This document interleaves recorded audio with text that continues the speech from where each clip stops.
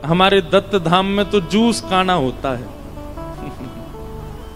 Juice भी लुटाए जाते हैं, दही भी लुटाया जाता है, अमरस भी लुटाया जाता है। वो तो मैंने सही समय पर विश्राम कर दिया, नहीं तो पीछे गौशाला भी है, वहां गोबर भी है, गोबर काना भी हो जाता है थोड़ी बहुत देर में। लेकिन इतना सुख, इतना आनंद मिला,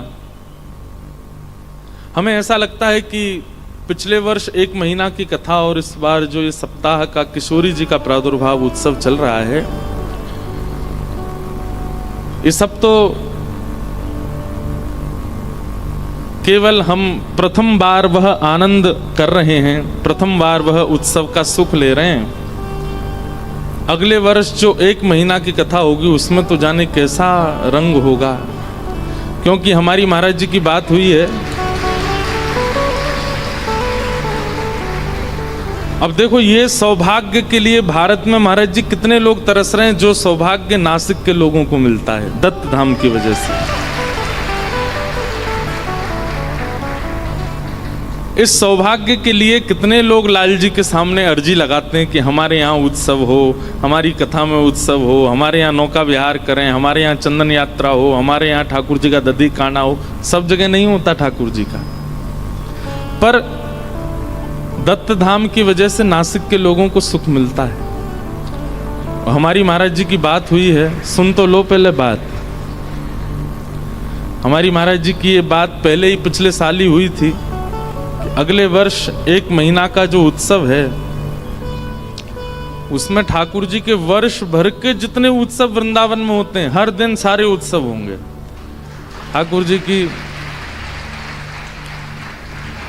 ठाकुर जी की होली भी होगी, ठाकुर जी की छठी उत्सव भी होगी, ठाकुर जी का जन्मोत्सव भी होगा, ठाकुर जी की गोवर्धन पूजा भी होगी, ठाकुर जी की दीपावली भी होगी, ठाकुर जी की नौका विहार भी होगा, ठाकुर जी का जल क्रीड़ा महोत्सव भी होगा, ठाकुर जी की छाक लीला भी होगी, ठाकुर जी की वन लीला भी होगी।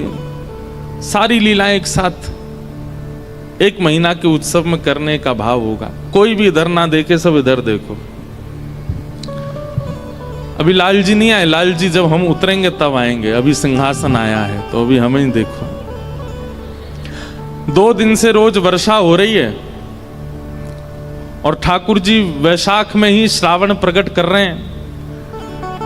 तो कल महाराज जी से भाव रखा, महाराज जी 2 दिन से वर्षा हो रही है, मानो ठाकुर जी ऐसा संकेत कर रहे हैं कि भीगवे को मन कर रहा हो मेरो।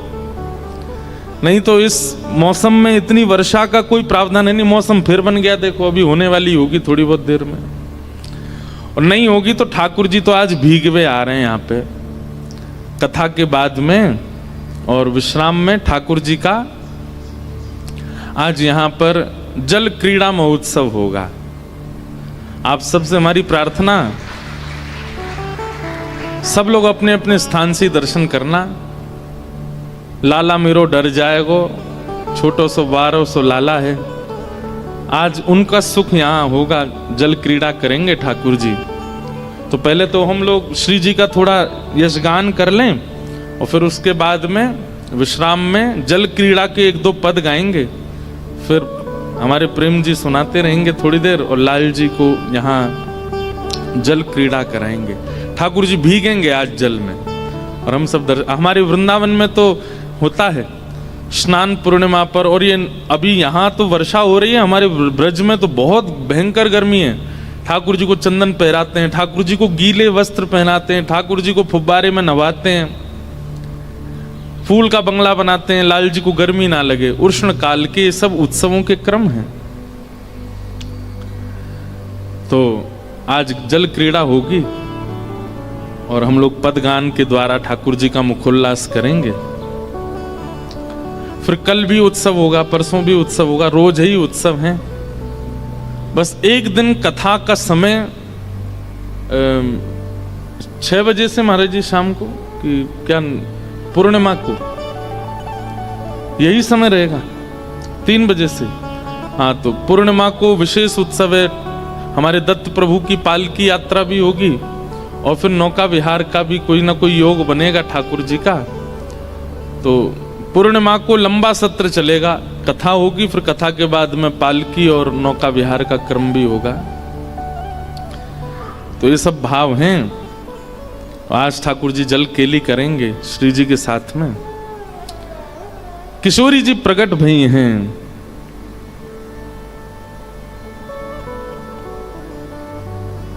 आहा, लली चिरजीवनी तोरी, लली चिरजीवनी तोरी। अब या ब्रज सुख सिंधु बढ़े गो, अब या ब्रज सुख सिंधु बढ़े गो। सुन आशीष ये मोरी, सुन आशीष मोरी। भैया आनंद तो प्रकट हो गए श्री कृष्ण, पर अब वृषभानु जी के भवन में महा आनंद प्रकट हुआ है। वृंदावन को सुख देने वाले श्याम सुंदर तो आ गए, पर अब वृंदावन को आनंद देने वाली श्री लाली पधारी हैं, किशोरी जी पधारी हैं। तो एक गोपी आकर के आशीष दे रही है लाली को, और कहा कह रही है, अब या ब्रज सुख सिंधु बढ़े गो, अब या ब्रज सुख सिंधु बढ़े गो।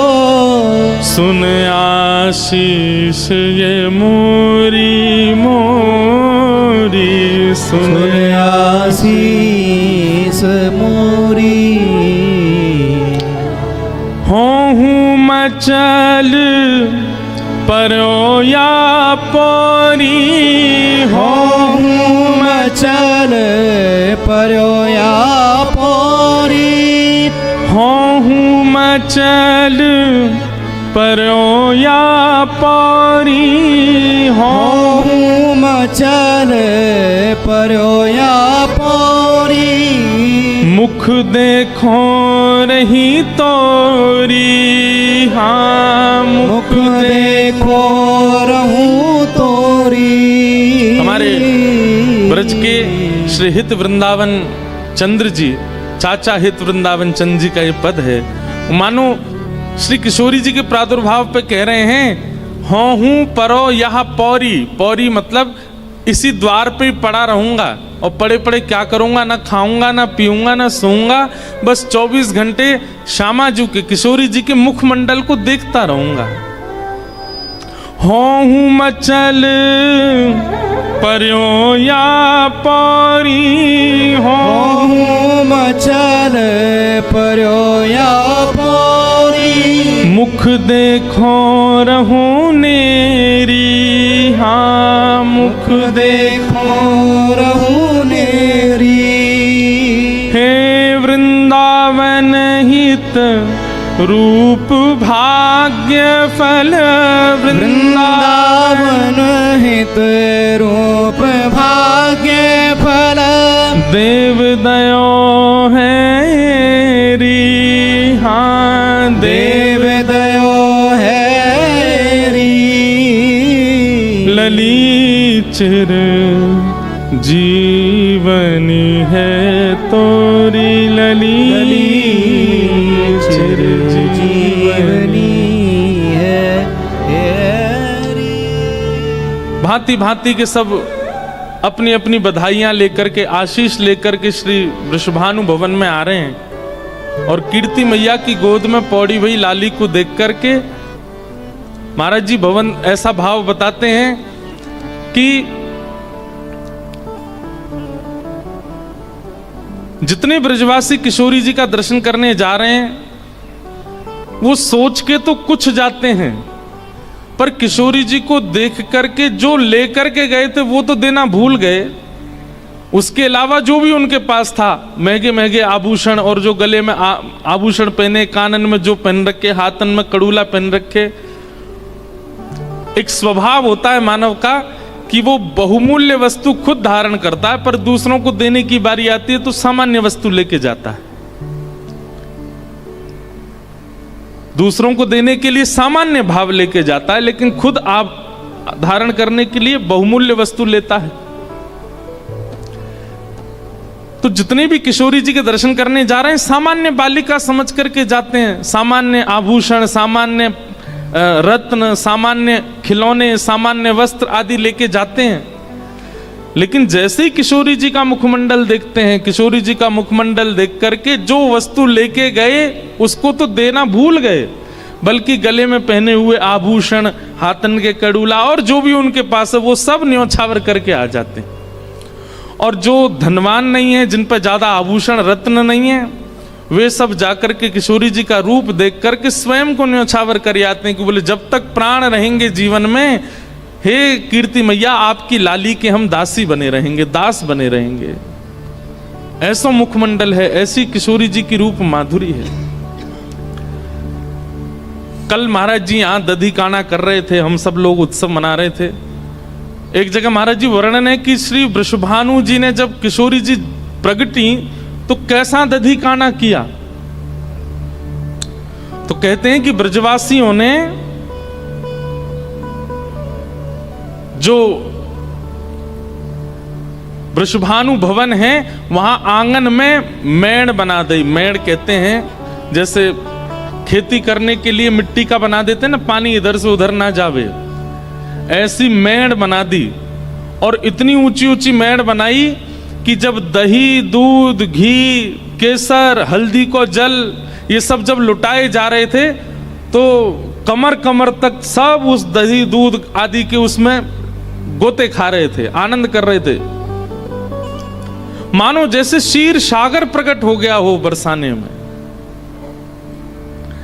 और तभी सब ब्रजवासियों ने जाकर के वृषभानु जी को लिया और बीच में खड़ा करके उनके पेट पर एक सुंदर सा पटका ऐसे लपेट करके एक तरफ कुछ लोगों ने पकड़ा, एक तरफ कुछ लोगों ने पकड़ा, और वृषभानु जी को पकड़ करके जैसे समुद्र मंथन में बीच में पर्वत रख करके देवता और दैत्य मंथन कर रहे थे, ऐसे ही वृषभानु जी को मध्य में खड़ा करके एक तरफ से ब्रजवासी खींचे, दूसरी तरफ से, और वृषभानु जी बीच बीच में घूम रहे हैं और सब कह रहे हैं कुंवर किशोरी जन्म लियो है, राधा प्यारी जन्म लियो है, बधाई हो बधाई हो। और वृषभानु जी के चित्त में ऐसा प्रेम प्रकट हो रहा है। हमारे वृंदावन के रसिकजन वर्णन करते हैं कि भाई शीर के बीच में, उस सुंदर दधी के बीच में वृषभानु जी मानो पर्वत बने हैं और ये सब ब्रजवासी मंथन करता देवता बने हैं। और मंथन करके श्री वृषभानु जी के चित्त से प्रेम प्रकट कर रहे हैं, आह्लाद प्रकट कर रहे हैं, आनंद प्रकट कर रहे हैं, उमंग प्रकट कर रहे हैं। और वह सब प्रकट करके श्री वृषभानु जी रत्न जवाहरात और जो जो उनकी आंखों के आगे आता है सब लुटा रहे हैं ब्रजवासियों को। अद्भुत आनंद हो रहा है। आहा, इतने में ही महाराज जी एक पद लिखा आज हमने, और पद इस भाव से लिखा कि नंद बाबा और यशोदा मैया को पतो चली कि वृषभानु भवन में लाला भयो है, लाली भई है। तो अपने 1 वर्ष के लाला को तैयार करके यशोदा मैया अपनी गोद में लेकर के खूब सारे रत्न जवाहरात आदि लेकर के बरसाने जा रही हैं लाली को दर्शन करने के लिए। आहा, आए नंद रानी आए नंद राय ले, बधाई संग रानी वास, नागरिया मिली रानी रानियों विनोद में। श्री नंद बाबा बधाई लेकर के रंगवास में आए हैं, श्री वृषभानु जी के यहाँ आए हैं। और वहां पर जैसे ही, अब ये पद तो हमारा नहीं, हमारा जो पद वो भी सुनाऊंगा मैं, ये तो ब्रज का भाव है। तो जैसे ही नंद बाबा पधारे, गोद में लेकर के अपने लाला को, 1 वर्ष के लाला को श्री यशोदा मैया लेकर के आई। ऐसो चाव भरे हो मन में, ऐसी आनंद भरे हैं श्री यशोदा जी के मन में, जैसे ही स्वर्ण के पलना को देखो मचल गई, हाथ से लाला छूटन लगे। ठाकुर जी को यशोदा मैया ने नहीं पकड़ रखा, लाल जी ने यशोदा मैया को पकड़ रखा, क्योंकि मैया तो सुध बुध खो गई है, ऐसी आनंद में भर गई है, मानो ठाकुर जी बोल तो सकते नहीं, लेकिन कह रहे मैया ये बढ़िया लाली प्रकट हुई, तू तो ऐसे मुंह छोड़ रही है, मैं गिर जाऊंगा नीचे। मैया ने ढीले छोड़ रखे हैं ठाकुर जी ने पकड़ रखी है मैया की मैं कहीं गिर नहीं जाऊं, ऐसे आनंद में भर गई यशोदा मैया। रत्न लेकर के आई हैं, खूब सारे रत्न जवाहरात आदि लेकर के आई हैं कि लाली की न्योछावर करूंगी, लाली पे जाकर के वार दूंगी। लेकिन जैसे ही कीर्ति मैया की लाली श्री किशोरी जी को देखो, उनकी रूप माधुरी का दर्शन करके यशोदा मैया के मन में खेद हो गया। आप कहेंगे खेद क्यों हो गया? यशोदा मैया को लगी कि भैया जितने महंगे महंगे स्वर्ण जवाहरात और ये रत्न लेकर के आई हूं, इन सब रत्नन के आगे, ये किशोरी के आगे वो सब रत्न फीके हैं, वे सब रत्न इनको देवे लायक हैं ही नहीं है। मतलब वही बात हो गई कि आप किसी ब्याह में गए और क्या ले गए, ड्राई फ्रूट का डिब्बा ले गए, लेकिन ब्याह में पहुंचते ही आपने क्या देखा, भाई आपसे आगे जो लोग खड़े हैं कतार में, वो दुल्हा दुल्हन को इतनी महंगी महंगी सामग्री दे रहे हैं, इतना बढ़िया बढ़िया सब दे रहे हैं, और फिर सबसे बड़ी बात, दुल्हा दुल्हन की सुंदरता देख के, ब्याह की महिमा देख करके अपने ड्राई फ्रूट का डिब्बा छोटा सा लगने लगा। मन में भाव आने लगा, अरे भाई हम कुछ विशेष ले आते, माहौल के अनुरूप तो है ही नहीं। नंदरानी यशोदा और नंद बाबा बैलगाड़ियों में भर करके रत्न लाए हैं, लेकिन किशोरी जी के मुखमंडल को देख करके यशोदा मैया को खेद हो गया कि अरे या लाली की सुंदरता के आगे सब रत्न फीके हैं, मैं कैसे उन रत्नन को या को न्योछावर करूं।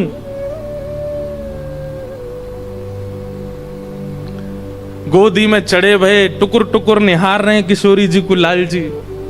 और जैसे एक छोटा बालक होता है ना, 1 वर्ष का बालक, उसके हाथ पैर स्थिर हो जाते हैं, तो 1 वर्ष का बालक उसके आगे उससे भी छोटा बालक ले आओ तो उसके गाल पकड़ता है, उसकी नाक पकड़ता है, उसकी ठोड़ी पकड़ता है, उसके केस छूता है। ऐसे ही ठाकुर जी इशारों कर रहे हैं कि नेक मुंह पास ले चलो मैया, मैं इनके गाल पकड़ लूं।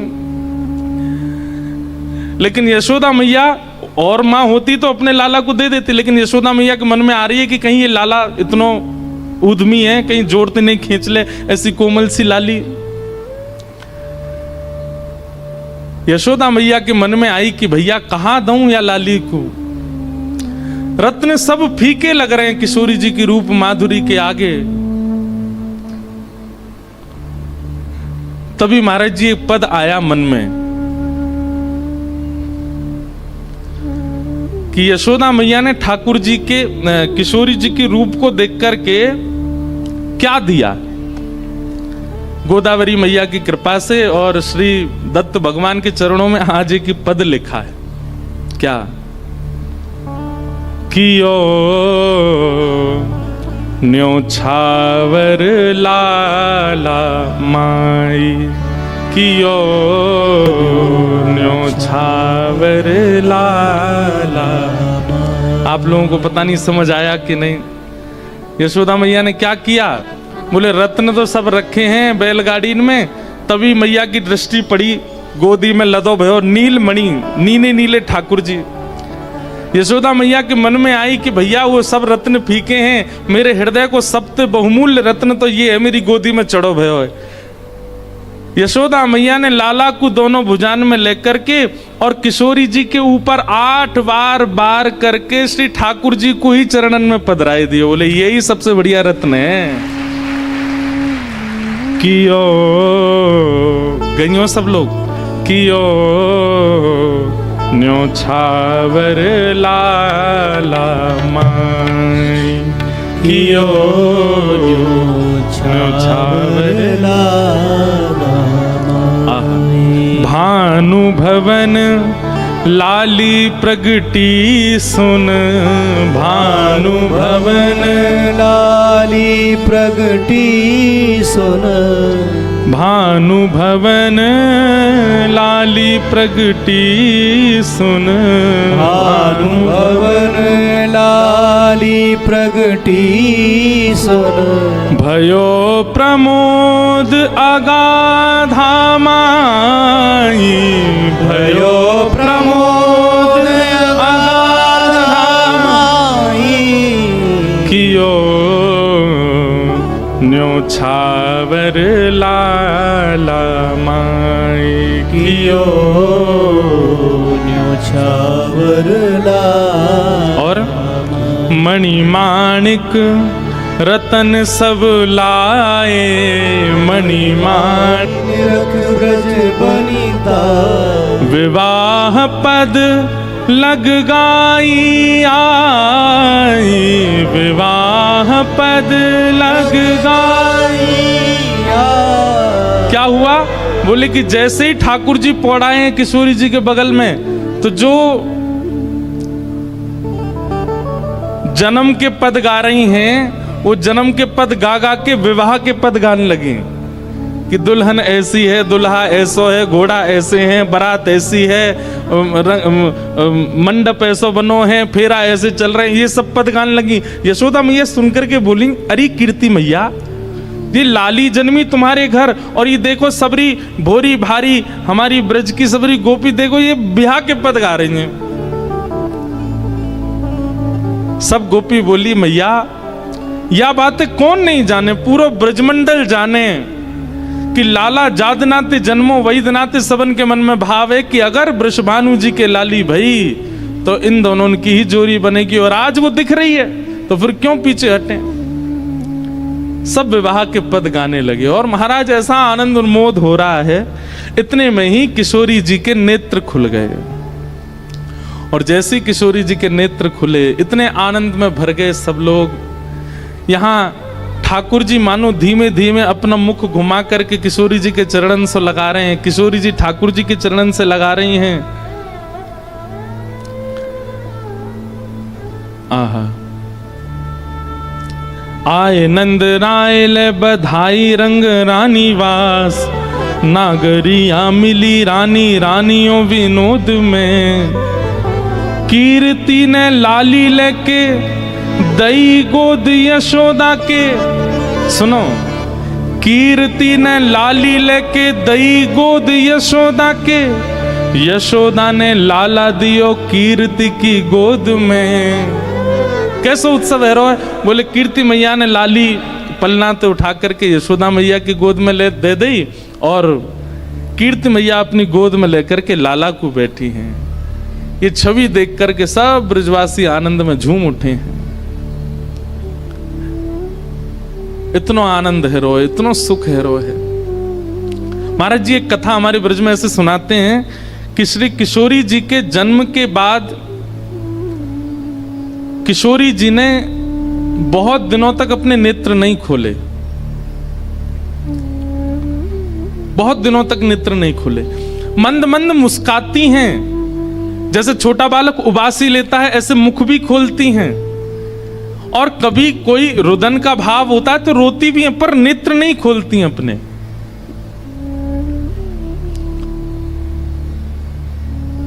इस बात से वृषभानु जी बड़ी चिंता में थे, हमारी लाली नेत्र क्यों ना खोल रही है।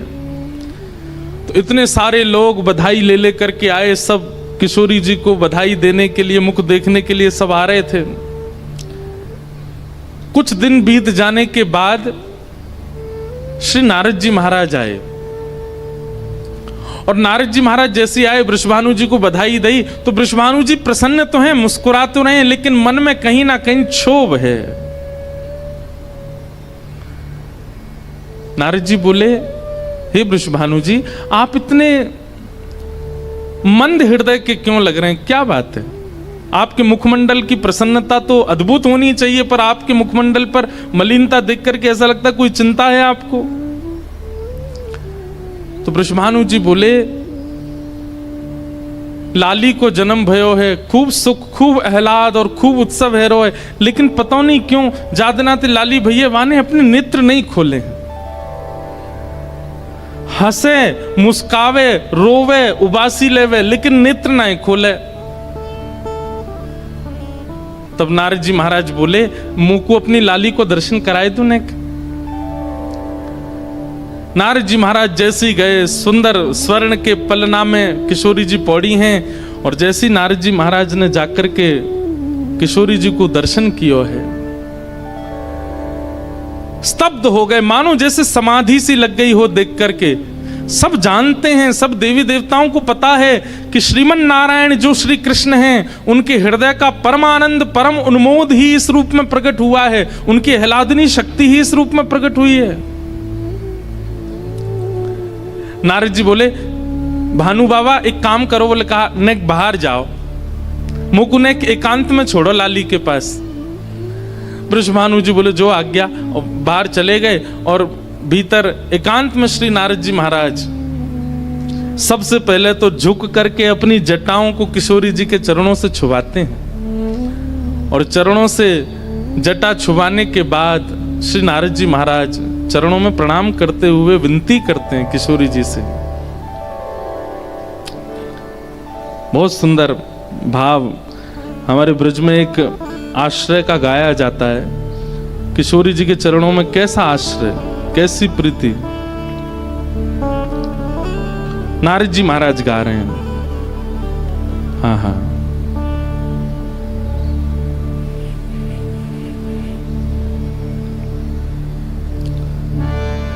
राधा जो मोह पे याज ढरो, राधा जो मोह पे याज श्यामा जो मोह पे याज ढरो, श्यामा जो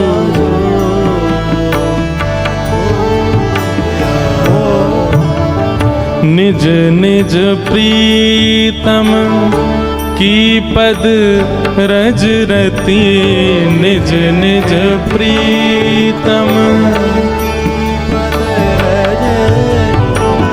मोए प्रदान करो, श्यामा जो मोए प्रदान करो, श्यामा जो मोए प्रदान करो, श्यामा जो मोए प्रदान करो, राधा जो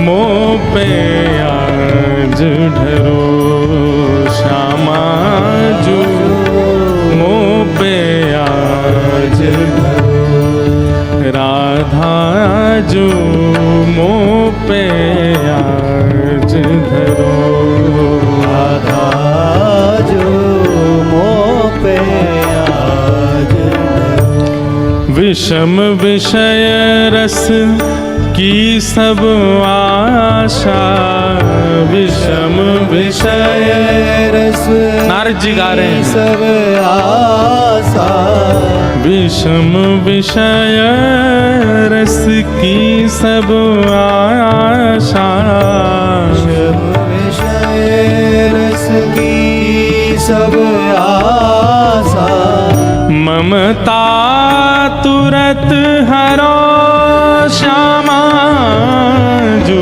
ममता तुरंत हरो, श्यामा जो भुक्ति मुक्ति की सकल कामना, मुक्ति मुक्त की सकल कामना, भुक्ति मुक्ति की सकल कामना, मुक्ति मुक्त की सकल कामना, सत्वर नाश करो, श्यामा जो सत्वर नाश करो, श्यामा जो सत्वर नाश करो, राधा जो सत्वर नाश करो,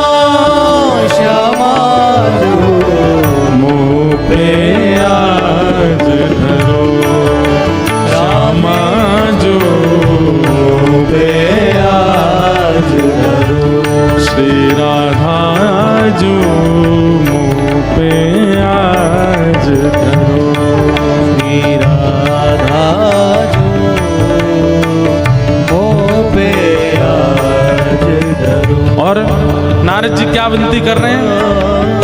निज चाकर चाकर की सेवा, निज चाकर चाकर की सेवा।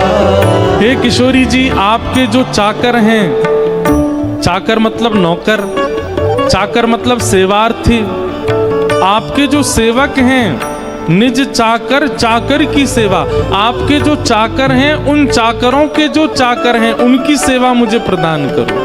दासानुदासो भवतास्म भूयः, आपकी सेवा नहीं चाहिए, निज चाकर चाकर की सेवा। निज चाकर चाकर की सेवा, निज चाकर चाकर की सेवा।